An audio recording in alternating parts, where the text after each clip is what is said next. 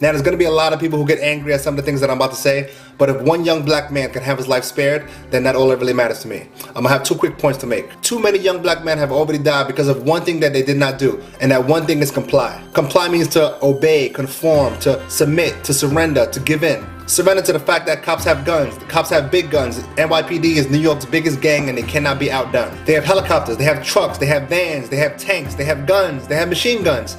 They are in control. So just because they made a promise and swore to serve and protect doesn't really matter. Just because they promised to do something doesn't necessarily mean they're gonna do it. We all make promises every day that we don't keep. At the moment, it doesn't really matter who's right or who's wrong. All that matters is that they have a gun and that we need to respond accordingly. So if someone ran up on me with a gun and asked me to do something, I'm not a punk, I don't back down easy, but if they had a gun, it will be common sense to do what they say. It will be common sense to surrender if I want to live. So why should it be any different with a cop? The person with a gun is in control. The fact that the cops have guns, they have helicopters, trucks, heavy machinery, bulletproof vests, smoke grenades. If they say stop, you stop. If they say freeze, you freeze. If they say get out the car, you get out the car. If they say put your hands behind your head where we can see it, you put your hand behind the head where they can see it. If they say surrender, you surrender if you want to live. I mean, every other video out there that I've seen of someone getting shot or killed or choked by the police, I mean, this doesn't justify anything, but every other video that I've seen, they were resisting arrest. Every other video that I've seen, they at least try to escape the police, resist arrest, defending themselves, asking questions. You can defend yourself, but right there's not the time.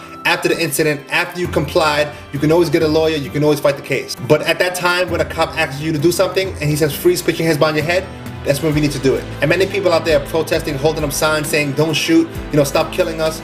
No one is out there randomly killing anyone. It's not as if cops are just going out randomly pointing their guns and shooting people. There's always some type of incident before triggers being pulled. And I'm not saying that we don't have crooked cops. We do have crooked cops. I'm just saying that we need to think twice about resisting arrest. I wonder how many young black men will still be alive today if they just had complied. Now, some cops might not be using their authority justly, but not all cops are crooked.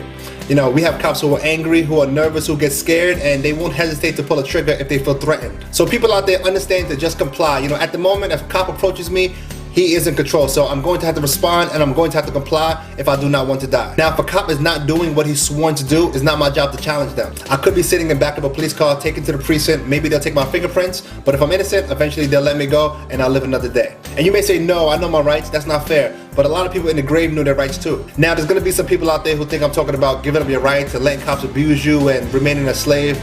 No, I'm not saying don't stand up for what you believe in. Yes, some people will have to die in order for some people to live in the future.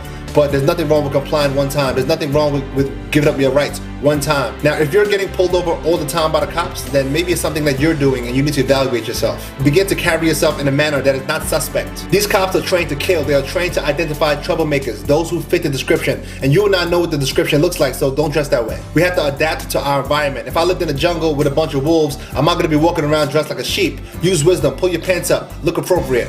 Dress like a prospect, not like a suspect. And my second point is stop posting these violent, negative videos on Facebook. It's not helping the situation. Telling young black men to stay angry is not building them up. Posting all these negative, violent videos on Facebook is not building them up. A lot of our young black brothers are still learning, they're still growing, and posting all these hateful, violent videos on Facebook is not helping them. It just makes them more angry and more ignorant. Now, some claim to want justice for our young black men. If it's justice that you wanted, you would do something about the black on black violence that happens in our neighborhoods every single day. What if we got equally as mad when a black person killed another black person than when a cop did it? Here's a good question to ask.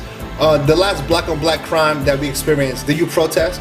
Did you rally? Did you seek justice? Did you hold up signs saying stop killing us? Now, a lot of us are accusing the cops of being racist, but some of us need to ask ourselves, who are the true racists? When a white person kills a black person, we say we want justice. But when a black person kills another black person, we say no snitching. I watched a video online where there were 2 black guys fighting on a train station platform, and one of them was stabbing the other one with a knife repeatedly.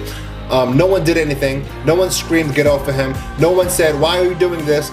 No one screamed, we want justice. They just stood there and recorded it with their cell phones. But if that had been a cop or even a white person at that matter, the black people around would have took off their cell phones and pulled the guy off the brother. So it's not so much that cops hate black people, it's so much that we don't love each other enough. So the only way things are going to change if we start to love one another. Every other video on Facebook is of people fighting each other. And if you're spreading this garbage, then you're just as guilty as the person recording the fights. And don't say that you post things to create awareness. How about you create awareness by reporting the video? How about you create awareness by stop liking or commenting on it?